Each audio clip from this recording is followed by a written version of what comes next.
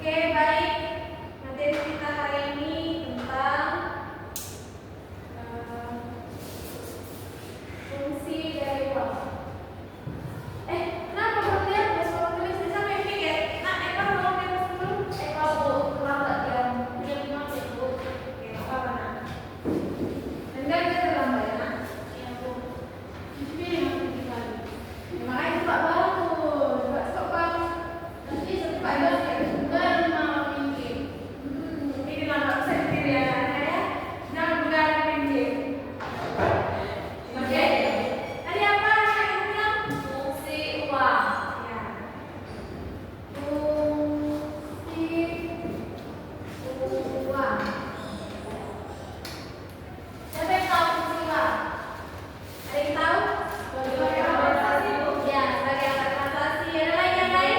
Membeli sesuatu. Ya, sebagai alat tukar, pembelian. Nah, jadi anak-anak fungsi dari uang ini sebagai alat sebagai segala benda yang diterima oleh masyarakat sebagai alat perantara dalam melakukan tukar-menukar. Nah, dan definisi dari uang ini juga diungkapkan oleh Richard Dunbar pada bukunya Makroekonomi pada tahun 1998. Dia mengatakan bahwa uang itu adalah instrumen media untuk melakukan alat tukar dan pembayaran. Nah, contohnya juga kayak ibu lah pergi ke warung, kita di warung kan pasti melakukan pembelian kan, pasti melakukan pembayaran, pasti melakukan transaksi. Siapa yang pernah ke warung? Debbie pernah ke warung? Pernah bu. Dia apa aja? Pernah bu. Ya, seperti itulah nak pengertian dari uang itu. Nah, contohnya lagi misalnya kayak membayar ongkos transportasi. Siapa yang pernah naik transportasi? Pasti semua pernah kan? Bu. Ya. Kita misalnya kalau ke sekolah juga pasti naik transportasi, kalau kita ke kendaraan mungkin kita membeli bahan bakarnya melalui uang. Nah, tadi itu yang pertama saya jelaskan bagian dari uang itu apa. Bagian dari uang. Nah, yang kedua fungsi dari uang. Fungsi uang ini terdiri dari beberapa. Siapa yang tahu? Nah, fungsi uang ini terdiri dari beberapa. Siapa yang tahu? Fungsi uang terdiri dari berapa bagian? 4 atau 5? 4. Kurang pas nak. Ada yang dua ya. Fungsi dari uang ini nak terdiri dari 2 bagian. Yang pertama, fungsi asli dan fungsi turunan. Di mana fungsi asli ini juga disebut sebagai fungsi primer dari uang. Di mana juga terdiri dari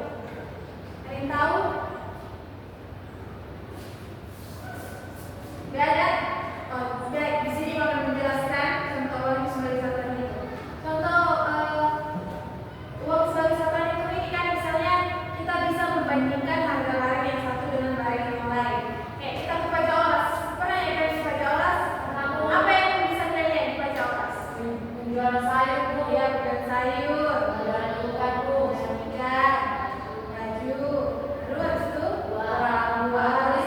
Ya.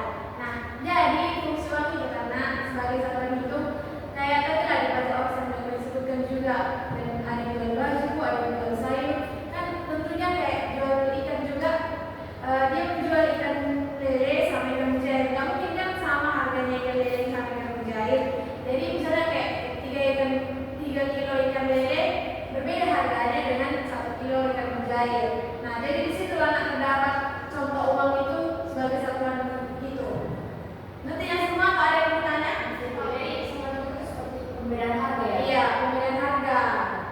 Nah, yang kedua, fungsi dari turunan itu terdapat 4 bagian. Yang pertama, uang itu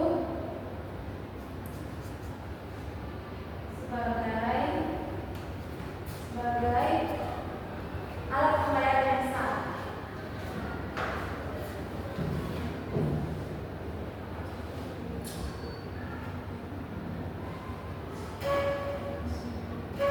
Nah, siapa yang tahu contoh uang itu sebagai alat pembayaran sah?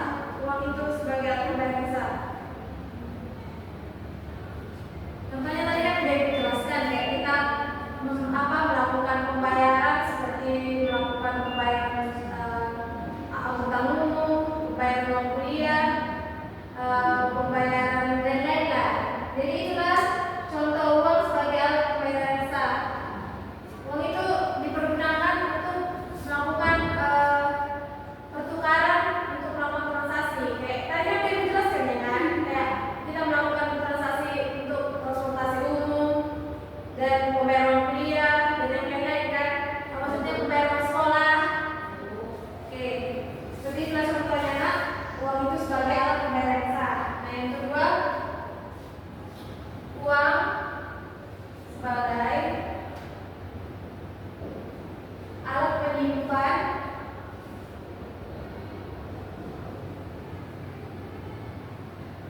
dan pemindah kekayaan. Nah, ini ada di buku berikutnya. Ini teman-teman lihat silakan. Jangan lama ya nak. Nah, seperti ini contohnya. Ini kan di sini kan tadi bilang uang sebagai alat penyimpan kekayaan dan pemindah kekayaan. Contohnya lah, di sini apa yang bisa kita lihat? Dia menabung kan, dia menyimpan kan. Nah, di sini dia memindahkan kekayaannya, misalnya kayak contohnya lah kayak ini. Pak Yanto menjual tanah untuk membeli mobil. Dimana kan semua hasil penjualan tanahnya itu nggak semua pasti bakal diberikan dia mobil, masih disimpan dia ya kan. Tapi kekayaannya dia juga punya, karena dia punya tanah, jadi dia punya mobil. Nah, seperti itulah nak contoh uang itu sebagai alat penyimpan kekayaan dan pemindah kekayaan. Nah, yang selanjutnya contoh uang sebagai pendorong kegiatan ekonomi. Uang sebagai pendorong kegiatan ekonomi. Kegiatan ekonomi itu seperti apa? Ada yang tahu? Untuk memenuhi kebutuhan hidupnya. Iya, untuk memenuhi kebutuhan hidup. Jadi uang itu sebagai pendorong